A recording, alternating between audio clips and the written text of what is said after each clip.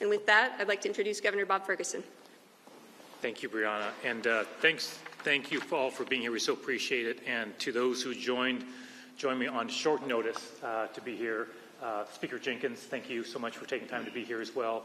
But we appreciate, we won't introduce everybody for obvious reasons, but just really deeply appreciate everybody taking time from their busy schedules to be here today. So let me start by saying that I recently received a letter from U.S. Attorney General Pam Bondi. I think you all have a copy of that. It purports to notify me that Washington State, and these are her words now, has been identified as a so-called sanctuary jurisdiction. That's her line. By the way, on grounds that her letter makes no effort whatsoever to explain. She refers to unidentified policies and practices within Washington State that she asserts violate federal law, once again, without any explanation whatsoever. The letter goes on to invoke federal obstruction, conspiracy, and harboring statutes that carry criminal penalties with prison time.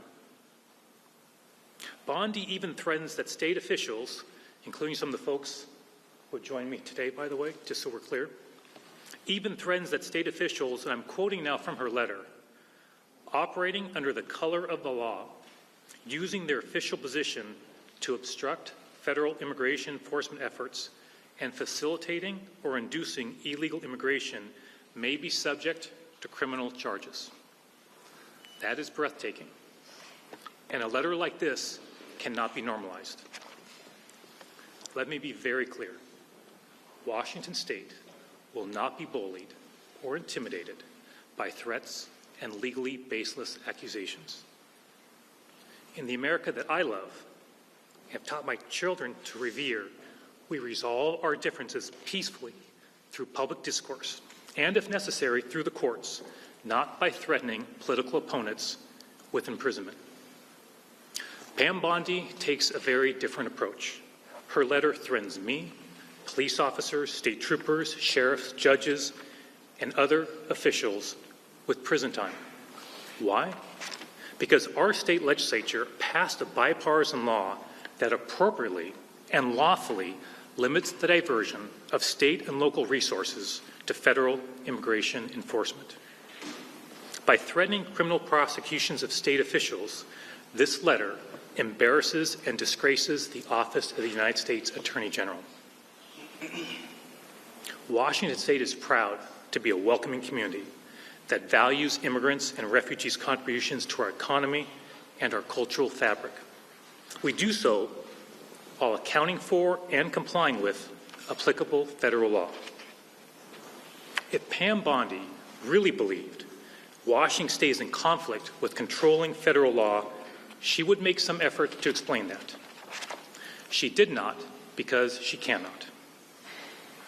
In 2017, I was the first state attorney general to challenge President Donald Trump's efforts to trample our Constitution in court, and I was the first attorney general to defeat him.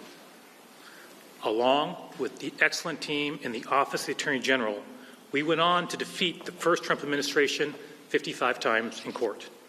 We were unsuccessful in just 3 cases.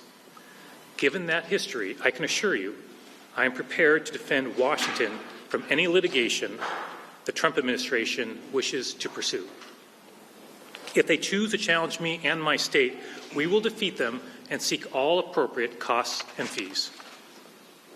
Pam Bondi seems to believe that cavalierly citing criminal statutes and personally threatening me, a democratically elected governor, will result in compromising the values of my state. That is not going to happen. Pam Bondi seems to think and seeks to have Washington State bend the knee to a Trump administration that day by day drags us closer to authoritarianism. That's not going to happen either. I am not intimidated by Pam Bondi or the president. Nobody standing behind me is intimidated by Pam Bondi or the president. We will defend our democracy, the rule of law, and the people of our state. Now, while Attorney General Pam Bondi's letter references no state laws, I suspect she's referring to the Keep Washington Working Act. The prime sponsor of that important law that was adopted by the state legislature in a bipartisan fashion is State Senator Lisa Wellman. We have her joining us today. We're proud to have her. She'll be saying a few words. She'll be followed by State Representative Julio Cortez, and then followed by Malu Chavez, Executive Director of the Northwest Immigrant Rights Project, and then we're happy to answer any questions that folks have. So thank you again for being here, and it's my honor to introduce State Senator Lisa Wellman.